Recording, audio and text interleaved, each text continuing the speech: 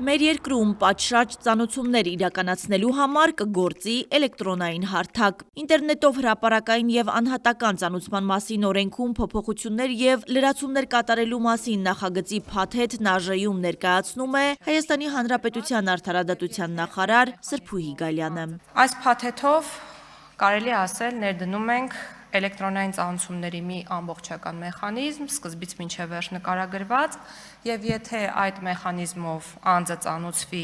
եւ ծանոթումը բոլոր փուլերով անցնի, ապա անկախ ամեն ինչից անձը համարվելու է պատշաճ ծանոթված։ Նախարարը նկարագրում է, թե ինչպես է համակարգն աշխատելու։ Ֆիզիկական անձանց պարագայում գործելու է էլեկտրոնային հարթակ, թվային միջավայր, որտեղ անձը մուտք է գործելու խիստ նույնականացման միջոցով, այսինքն նույնականացման քարտի կամ բջջային նույնականացման միջոցով։ Ծանոթումը տեղադրվելու է այդ հարթակում եւ եթե անձը մուտք գործի հարթակ, ապա համարվելու է ծանոթված։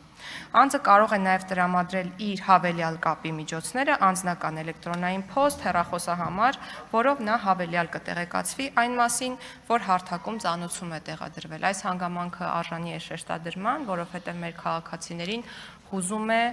այն հարցը, թե արդյոք իրենք կարող են իրենց նախընտրած տարբերակով ծանոթվել եւ դրա պատասխանն է այո։ Եթե հարթակում ծանոթումը տեղադրելուց հետո 3 օրվա ընթացքում անձը մուտք չգործի համակարգ, սկսելու աշխատել հաջորդ քայլը։ Այն է ծանոթումը հիբրիդային առաքանու միջոցով պատվիրված նամակով ուղարկվելու է անձի հաշվառման հասցեով։ Եթե նշված եղանակով ծանոթումն ուղարկելուց հետո 7-րդ օրվա ընթացքում ֆիքսվում է, որ անձը չի ստացել այն կամ հրաժարվել է ստանալ, ապա ծանոթումը կտեղադրվի ազդարար.am հարթակում, ասաց արդարադատության նախարարը։ Այսինքն իրականացվում է հրապարակային ծանոթում եւ ազդարար.am-ում տեղադրելուց հետո 7-րդ օրը անձը համարվում է պատշաճ ծանոթված։ Մի շատ կարևոր շեշտադրում, եթե ֆիզիկական անձը հարթակի միջոցով տվել է համաձայնություն, որով հավաստում է, որ իրեն բացառապես էլեկտրոնային եղանակով ծանոթումներ կարող են ուղարկվել, ապա ծանոթումներն իրականացվելու են բացառապես էլեկտրոնային եղանակով եւ այդ դեպքում ծանոթումը տեղադրելուց հետո 3-րդ օրը անձը համարվելու է պատշաճ ծանոթված անկախ այն հանգամանքից անձը մուտք է գործել տվյալ հարթակ, թե ոչ։ Այսինքն տվյալ դեպքում այլևս չի իրականացվելու լրացուցիչ հիբրիդ փոստով եւ ազդարար.am հարթակով ծանոթում։ Թե որն է լինելու ծանոթման հարթակը եւ որ կայքում է գործելու պաշտոնական էլեկտրոնային փոստը դեռևս պարզ չէ։ Այն կսահմանվի կառավարության որոշմամբ։ Արգելի գործընկերներ, Պատգամավորներ Ռուբեն Ռուբինյանն ու Գեղամ Նազարյանն առաջարկում են հունվարի 27-ը սահմանել որպես հայրենիքի պաշտպանության համար զոհվածների հիշատակի օր։ Նախագիծը խորհրդարանականներին է ներկայացնում ԱԺ նախագահի տեղակալ Ռուբեն Ռուբինյանը։ մինչ օրս նման համապետական հիշատակի օր ընդունված չէ եւ մենք կարծում ենք, որ նաեւ հաշվի առնելով վերջին տարիների իրադարձությունները, ապրիլյան պատերազմի, 44-օրյա պատերազմի, Հայաստանի դեմ հարձակումների օրերին, 2023 թվականի սեպտեմբերյան իրադարձությունների օրերին մեր տված զոհերի փաստը եւ նաեւ 2025 թվականի օգոստոսի 8-ին անկախության հռչակագրի ընդունման փաստը կարևոր են դարձնում մեկ օրվա սահմանումը եւ որի ընթացքում մենք կհարգենք տարբեր տարիների ռազմական իրադարձությունների ժամանակ հայրենիքի պաշտպանության համար իրենց կյանքը զոհածների հիշատակը, կխոնարհվենք նրանց առաջ։ Ռուբինյանի խոսքով հունվարի 27-ին մեր հայրենակիցները կհարգեն հայրենիքի պաշտպանության համար զոհվածների հիշատակը, իսկ հաջորդ օրը հունվարի 28-ին կտոնեն բանակի օրը։ Ազգային ժողովի նիստերի դահլիճից դուրս այլ հարցեր են քննարկվել։ Կիզակետում Ադրբեջանի տարածքով Հայաստան ներկրվող ցորենի հարցն է։ Այդ ցորենը պիտի նախ պարզաբանումները մտցվեն, թե այդ ցորենը իրականում անասնակեր ցորենը, ասում են 4-րդ կարգի է, դա պիտի լրացուցիչ պարզաբանումներ մտցնեն։ Մի քանի կարևոր շեշտադրումներ կա, որ մենք պետք է հասկանանք։ Ցորենի ոչ միայն որակը, այլ նաև դրա արժեքն է կարևոր։ Այսինքն ինչ արժեք է նստում նույն ղազախական ցորենի Հայաստան գալը։ մենք հարցումներ ենք պատրաստել եւ պատրաստվում ենք այդ հարցումները ուղարկել պատկան մարմիններին, ես շատ փակագծեր չեմ ուզում բացեմ, հասկանալու համար ինքնարժեքը ինչքան է նստում դրա։ Տեսեք, ցորենը, որ արդեն վագոններով գալիս է, այդ ցորենի որ վագոնները հետ պիտի ուղարկվեն, չէ՞, եթե այդ ցորենի վագոնները դատարկ են հետ ուղարկվում, սա ինքնարժեքի վրա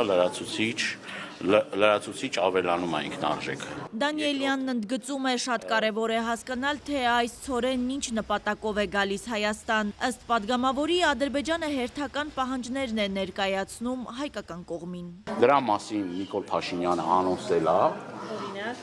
տարածքների հետ կապված, որ ասելով, որ Հայաստանի Հանրապետության տարածքում կան ադրբեջանական տարածքներ, որոնք որ հետ պիտի վերադարձվեն Ադրբեջանը։ Այսինքն հերթական զիջումների նախապատրաստական փուլն է կազմակերպվում եւ նաեւ հաշվի առնելով նա, որ Նիկոլ Փաշինյանի այն հայտարարությունները նախկինում որ ասում էին, որը վերաբերում է այսպես կոչված անկլավներին, որը ուզում եմ նաեւ ձեզ հիշեցնել, որ նաեւ ինքն է ազգային ժողովի ամբիոնից ասել, որ դրա իրավական հիմքերը չկան եւ այդ առումով ճիշտ է ասել, իրավական հիմք անկլավների հետ կապված, այսպես կոչված անկլավների հետ կապված չկա։ Անկլավների թեման շարունակում է իշխող խմբակցության падգամավոր Սարգիս Խանդանյանը։ Փոխանակման հարց այս փուլում չի կարող լինել, որովհետև նախ պետք է անկլավները սահմանազատվեն, թե երբ կսահմանազատվեն, դա հայտնի չէ, որովհետև սահմանազատման գործընթացը դեռ պիտի շարունակվի ու ինչ-որ տրամաբանություն կա այդ սահմանազատման գործընթացում, սահմանազատման գործընթացի որևէ փուլում, ես չգիտեմ մեջտեղում, վերջում թե որ, պետք է նաև անդրադարձ կատարվի անկլավների հարցին։ Պետք է կնքվի Հայաստանի եւ Ադրբեջանի միջև սահմանազատման գործընթացի բոլոր արձանագրությունների հաստատումից հետո պետք է կնքվի պետական սահմանի մասին պայմանագիր Հայաստանի եւ այդ պայմանագիրը պետք է վավերացվի, պետք է տեղ ունենա սահմանագծման աշխատանքներ։ Հետո արդեն Հայաստան եւ Ադրբեջանը կորոշեն, թե ինչպես են անկլավների թեմային անդրադառնում։ Ռուբեն Ռուբինյանն էլ լրագրողների հետ ճեպազրույցում անդրադառնում է Ադրբեջանի արտգործնախարար Բայրամովի հայտարարությանը։ Նորմալ է, որ Ադրբեջանի արտգործնախարարը մեղադրում է Հայաստանին պատերազմ հրահրելու բանակցային գործընթացը կանգնացնելու մեջ, ինչը հասկանալի է, որովհետև ինքը հակառակ կողմն է, պետք է հակառակ կողմին մեղադրի, բայց նորմալ է, որ նույն մեղադրանքը Հայաստանի հասցեին հնչեցնում են Ռոբերտ Քոչարյանը, Սերժ Սարգսյանը, Լևոն Տեր-Պետրոսյանը։ Ասեմ ավելին, նշեցիք Սերժ Սարգսյանի նախկին աշխատակազմի ղեկավարի որդու հարցազրույցը, որ ես էլի չեմ նայել, բայց մի հատված տեսել եմ, որտեղ ասում է, որ 2023 թվականին Հայաստանի վարչապետը հայերին Լեռնային Ղարաբաղից տեղափոխեց Հայաստան։ Կարծես որևէ բան չէր եղել, ուղղակի Հայաստան Նիկոլ Փաշինյանը էթնիկ զտման ենթարկեց Լեռնային Ղարաբաղը։ Էս են այս մարդիկ, իրանք ինձ թվում է մեկ-մեկ ես հասկանում եմ քաղաքական գործունեություն, ընդդիմադիր գործունեություն, բայց պետք է տարբերակես պայքարը երկրի իշխանության դեմ, ինչը նորմալ է, եթե դու ընդդիմադիր ես։ Պայքարից քո պետության դեմ։ ԱԺ փոխխոսնակը նշում է 44-օրյա պատերազմին նպաստել են հետևյալ քայլերը։ 1998 թվականից սկսած աճել է Ադրբեջանի ռազմական բյուջեն, իսկ մեր երկրում ղեկավարների ընտանեկան բյուջեում է աճ գրանցվել։ Հասմիկ Ֆարադյան, Արման Լուր։